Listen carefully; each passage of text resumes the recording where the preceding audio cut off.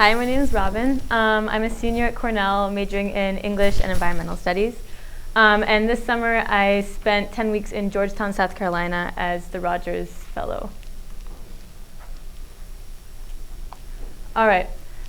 So a little bit about the fellowship. As Rebecca said, it's traditionally an environmental fellowship. The donor, John Mark Dean, he graduated from Cornell in 1958.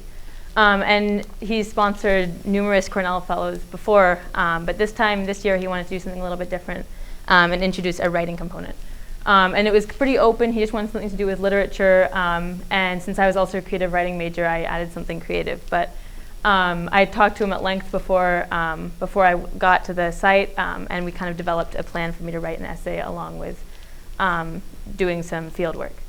So this is the Baruch Institute. This is the lab, and it's an internationally recognized field research lab. So there's postdocs, researchers, interns, just people from all over the place come to research, mostly marine ecosystems here. And then the dorm that I stayed at is actually 3 miles down the road from this.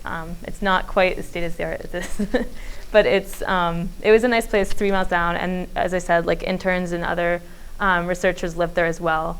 And actually a fellow Cornell student, John Tysensky, was also there.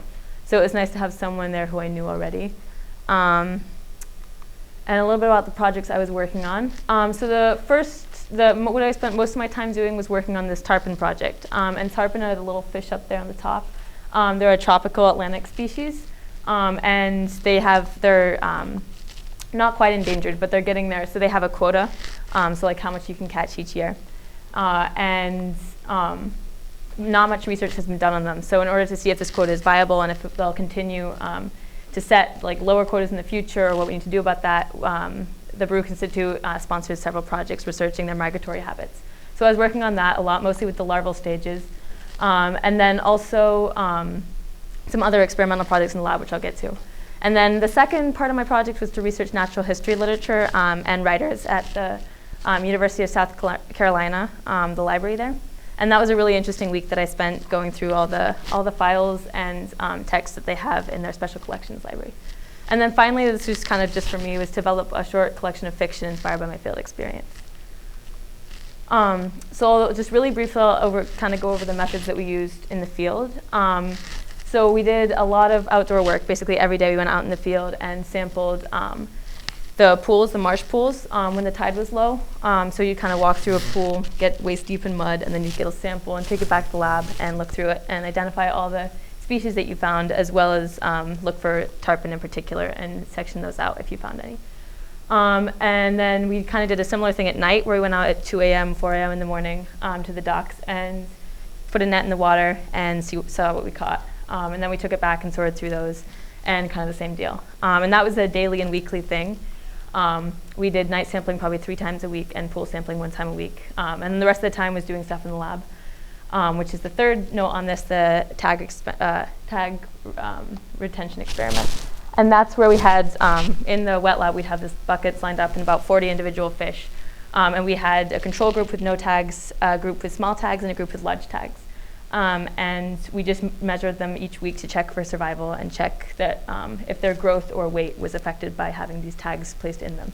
And the tags are just so like you can find them when they're out in the wild, as it were. So you can like just make sure that they're coming, like when you can find them when they're coming up each year, and mark their migratory patterns. So that's John Tysensky up there throwing a cast net, which is part of the field or the marsh experiments that we were doing. These are the kind of larval fish we were looking at. So they're really tiny, like 3 or 4 millimeters. And then that's us at the bottom left there. That's one of the research assistants and I going through the sample. And some more pictures. That's the pool sample net. You can't quite see it, but you like drag it through the water. And it has a filter on it, so you only get the tiny little fish and not the big ones. And then this is the setup on the bottom here of the lab experiment that we were doing with each fish to see if how they responded to the tags being in them. So the results are kind of nebulous at this stage because we haven't gone through them all. And it takes a while to kind of get all the data organized in some kind of understandable fashion. But we collected over 60 jars for the marsh samples each week. and then 50 jars for the night sample. So over 100 jars in total, and we sorted through some of those while we were there, but some of them are still being sorted. And then we didn't find our first tarp until the 7th of July, and I was there from late May onwards, so that was actually pretty late that we got that first tarpon, but it was cool to see it after all those weeks of looking for it. And then in terms of the tag retention experiment, we collected 10 weeks of data. We spent hours in there, like measuring fish, weighing them, feeding them. And it was still running when I left, so the data was just kind of, I think it was October that they finished collecting data, so it's still being analyzed. But the trend seemed to be that tags didn't affect them too much unless it was like a 12 millimeter tag and a very small fish. So, and the 12 millimeters were the large ones. So I definitely learned a lot about field research, particularly marine research, during this time.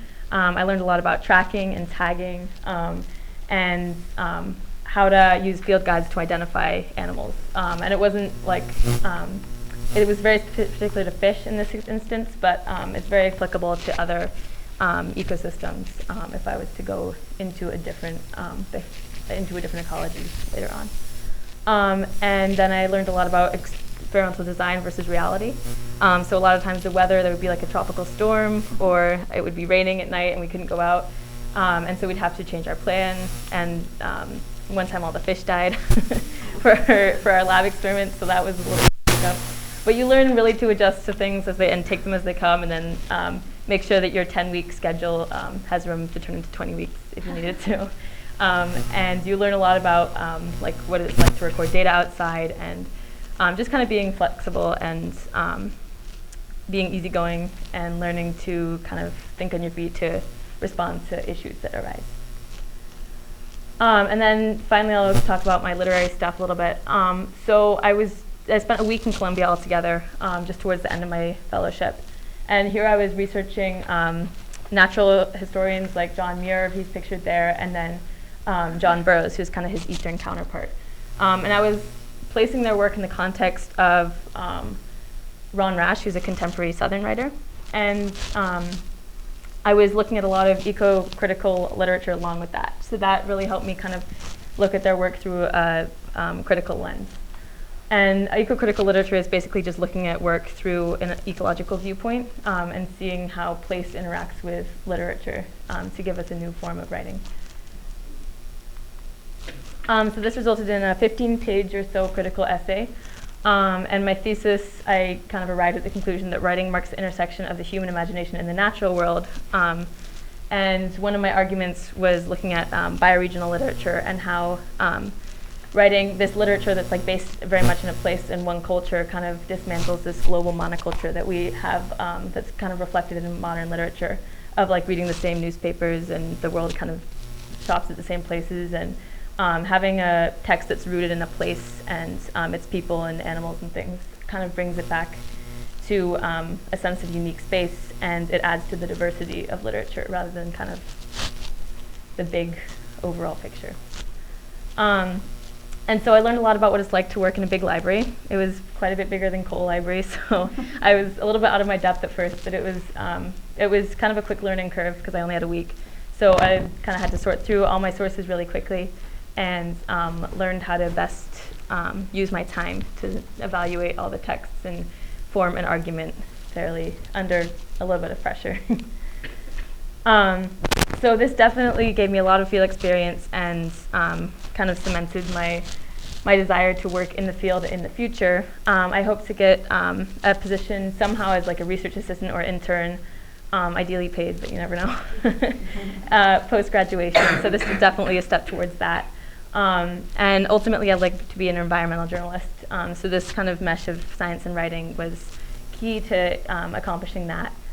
And at the lab, there were so many like doctorate students and postdocs and professional researchers that I had the opportunity to talk to and discuss careers not only in science, but in just kind of involve the environment in general. And they were all really forthcoming with that, so that was really nice.